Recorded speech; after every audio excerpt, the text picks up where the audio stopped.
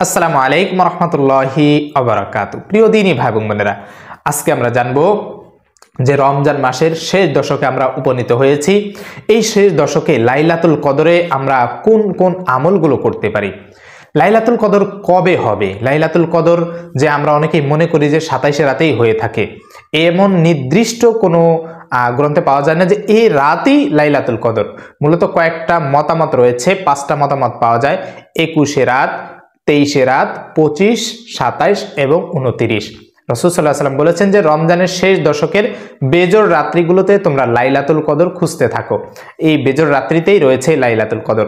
তো এই লাইলাতুল কদর আমরা যদি মনে করি যে 27 রাত, যদি 21 রাত, 27 রাতে আমরা ইবাদত বন্দেগী করলাম, 21 রাতে হয়ে গেল, অথবা 27 রাত আমরা ইবাদত বন্দেগী করে চলে গেলাম, দেখা যায় 29 রাত হলো। তো যদি এমন হয় তাহলে আমাদের থেকে লাইলাতুল কদর ছুটে যাবে। অতএব 21 থেকে একবারে 29 রাত পর্যন্ত আমাদের প্রতিটা বেজোড় রাতেই আল্লাহ তাআলার কাছে কান্নাকাটি করতে হবে, আল্লাহ তাআলার কাছে লাইলাতুল কদর খোঁজার জন্য সাহায্য চাইতে হবে। আল্লাহ, এই 1000 মাসের চেয়েও যে উত্তম যে রাতটি, এই রাতটি আমি তোমার কাছে চাই, তুমি এই রাতের ওসিলায় আমাকে মাফ করে দাও এবং এই 1000 মাসের চেয়ে উত্তম যে রাত, এই ফজিলত আমাকে দান করো। এ রাতে কি কি আমল করা যায়? এ রাতে আপনি যে কোনো আমল করতে পারেন। এ রাতে আপনি নামাজ পড়তে পারেন, এ রাতে আপনি কোরআন তেলাওয়াত করতে পারেন, তাসবিহ তাহলিল পড়তে পারেন।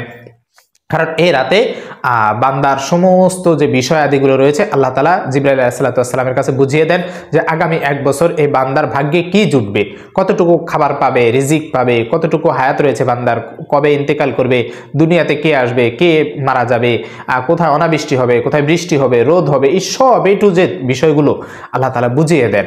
আর এইগুলো নিয়ে জমিনে বিচরণ করেন হযরত জিবরাইল আলাইহিস সালাম, তার অধীনে অনেক ফেরেশতাদেরকে নিয়ে জমিনে ঘোরাফেরা করেন, যারা এই রাতে ইবাদত বন্দেগী করে, তাদেরকে সালাম দিয়ে থাকেন, মুসাফা করে থাকেন।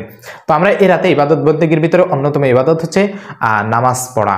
তো এই রাতে আমরা পুরুষরা কিভাবে নামাজ পড়বো সেটা আমরা পরে ভিডিওতে আসব। আমরা মা বোনদের জন্য 12 রাকাত শবে কদরের নামাজ যেভাবে পড়বেন সেই নিয়মটা খুব সহজে বলে দিচ্ছি। আপনি ঘরে একাকী এই নিয়মে এই নামাজগুলো পড়তে পারেন। তবে লাইলাতুল কদরের নামাজ নিয়ত করবেন না, আপনি নিয়ত করবেন নফল নামাজ পড়তেছেন, আমি নফল নামাজ পড়তেছি, এইভাবে নিয়ত করে 2 রাকাত করে আপনি কমপক্ষে চেষ্টা করবেন যে কমপক্ষে অন্তত 2 রাকাত, বাড়তি আপনি যত পারেন 2 রাকাত করে যদি 100 রাকাতও পড়েন কোনো অসুবিধা নাই, যত বেশি পড়তে পারেন। তো আমরা অনেক সময় বলি যে কমপক্ষে আপনি 8 রাকাত, 10 রাকাত, 12 রাকাত অন্তত পড়েন। তো ধরে নিন আপনি 12 রাকাত নামাজ পড়বেন। তো 12 রাকাত আপনি কিভাবে পড়বেন, নিয়ত কিভাবে করবেন, কোন কোন সূরা ধারা পড়বেন এবং শেষে কোন দোয়া পড়বেন, মুনাজাত কিভাবে করবেন, এই নিয়মগুলো আমরা যদি জেনে সঠিকভাবে আমলগুলো করতে পারি ইনশাআল্লাহ নিষ্পাপ হয়ে যাব। কারণ আল্লাহ রাসূল সাল্লাল্লাহু আলাইহি ওয়াসাল্লাম বলেন, মান কামা লাইলাতাল কদরি ঈমানান ওয়া ইহতিসাবান গুফিরা লাহু মা তাকদ্দামা মিন যামবি। যে ব্যক্তি সওয়াবের আশায়, গুনাহ মাফের আশায় এই রাতে ইবাদত বন্দেগী করবে, আল্লাহ তাআলা তার জীবনের সমস্ত গুনাহ খাতাকে মাফ করে দিবেন। সুবহানাল্লাহ, সুবহানাল্লাহ। তাহলে এই রাতে আমরা কোরআন তেলাওয়াত করতে পারি, জিকির আজগার করতে পারি, পাশাপাশি যত ইচ্ছা নামাজ পড়তে পারি। তো সর্বনিম্ন আপনি ধরেন 12 রাকাত নামাজ পড়বেন, 2 রাকাত করে। আপনি নিয়ত কিভাবে করবেন আমি 2 রাকাত দেখিয়ে দেই, ঠিক হুবহু ওইভাবে আপনি যত ইচ্ছা তত নামাজ পড়তে পারেন। আপনি যখন নামাজ পড়বেন, নামাজের শুরুতে সুন্দরভাবে দাঁড়াবেন, নামাজে দাঁড়াবেন, দাঁড়ানোর পরে নিয়ত করবেন আমি 2 রাকাত নফল নামাজ পড়তেছি। নফল নামাজের নিয়ত করে আল্লাহু আকবার বলে হাত বাঁধবেন। হাত বাঁধার পরে সানা পড়বেন, সুবহানাকাল্লাহুম্মা ওয়া বিহামদিকা ওয়া তাবারাকা ইসমুকা ওয়া তাআলা জাদ্দুকা ওয়া লা ইলাহা গায়রুক। এরপরে আপনি সূরা ফাতিহা পড়বেন, আউযুবিল্লাহি বিসমিল্লাহ বলে সূরা ফাতিহা পড়বেন। সূরা ফাতিহা শেষ করে যে সূরাটা আপনি পারেন, মনে করেন 2 রাকাতে আপনি 2টা সূরা ফালাক, সূরা নাস, আপনি প্রথম রাকাতে সূরা ফালাক পড়লেন। সূরা ফালাক শেষ করার পরে এরপরে রুকুতে গেলেন, রুকুর তাসবিহ পড়লেন, এরপরে সামি আল্লাহু লিমান হামিদা রব্বানা লাকাল হামদ হামদান কাসীরান তাইয়িবান মুবারাকান ফি, এটা বলে দাঁড়িয়ে গেলেন। দাঁড়ানোর পরে আপনি আবার আল্লাহু আকবার বলে সিজদায় চলে গেলেন। সিজদায় যাওয়ার পরে সিজদা তাসবিহ পড়লেন, এরপরে আবার বসলেন, আল্লাহু আকবার বলে আবার সিজদা দিলেন, এরপর আল্লাহু আকবার বলে দাঁড়িয়ে গেলেন। 1 রাকাত আপনার শেষ। এরপরে আবার আপনি বিসমিল্লাহ বলে সূরা ফাতিহা পড়বেন, এরপরে সূরা ফাতিহা শেষ করে বিসমিল্লাহ বলে আবার সূরা নাস পড়লেন। প্রথম রাকাতে সূরা ফালাক, দ্বিতীয় রাকাতে সূরা নাস। এই সূরা নাস পড়ার পরে এরপরে আপনি আবার রুকুতে চলে গেলেন, রুকু শেষ, দাঁড়ালেন, দাঁড়ানোর পরে আপনি আবার সিজদায় চলে গেলেন, 2 সিজদা দিয়ে বসলেন, তাশাহুদ, দুরূদ শরীফ, দোয়া মাসুরা, এরপরে আপনি সালাম ফিরালেন। এই যে আপনার 2 রাকাত শেষ। 2 রাকাত শেষ করে আপনি মোনাজাত করতে পারেন, অথবা আপনি সব নামাজ একবারে যখন শেষ করবেন এরপরে আপনি দোয়া করতে পারেন, মোনাজাত করতে পারেন, অসুবিধা নেই। তো এই যে যেই নিয়মে 2 রাকাত পড়লেন, হুবহু এই একই নিয়মে এই 2টা সূরা হলেই আপনি 100 রাকাত পড়লেও এই প্রতি 2 রাকাতে সূরা ফালাক সূরা নাস এভাবে আপনি পড়বেন, কোনো অসুবিধা, নির্দিষ্ট কোনো সূরা নাই। তো আপনি যেই সূরাগুলো পারেন সেই সূরার ভিতর থেকেই আপনি 2টা সূরা 2 রাকাতে মিলিয়ে পড়বেন। বাস এভাবে পড়ার পরে এবার আপনি দোয়া করবেন। এই রমজানের শেষ দশকে কোন দোয়াটি রাসূল সাল্লাল্লাহু আলাইহি ওয়াসাল্লাম বেশি বেশি করতে বলেছেন? আপনি যখন দোয়া করবেন, দোয়ার ভিতরে এই দোয়াটা পড়বেন। আল্লাহ রাসূল সাল্লাল্লাহু আলাইহি ওয়াসাল্লাম হযরত আম্মা জান আয়েশা রাদিয়াল্লাহু তাআলা আনহাকে বলছেন যে তোমরা যখন লাইলাতুল কদর পেয়ে যাবে তখন এই দোয়াটা বেশি বেশি করবে। রমজানের শেষ দশকে এই দোয়াটা বেশি বেশি করতে হবে। কোনটা? সেটা হচ্ছে আল্লাহুম্মা ইন্নাকা আফুউন তুহিব্বুল আফওয়া ফাআফু আন্নী, অর্থাৎ হে আল্লাহ, আপনি ক্ষমাশীল, ক্ষমা করতে ভালোবাসেন, অতএব আমাকে ক্ষমা করে দিন। এই যে দোয়াটা বেশি বেশি করে যখন পড়বেন, আল্লাহ তাআলা যখন দেখবেন যে আমার বান্দা আমাকে ক্ষমাশীল বলতেছে, আমি ক্ষমা করতে ভালোবাসি এটা স্বীকার করে নিচ্ছে, আমি আমার বান্দাকে ক্ষমা করে দিলাম। এইভাবে আল্লাহ তাআলা বান্দাকে নিষ্পাপ করে দিবেন, ক্ষমা করে দিবেন।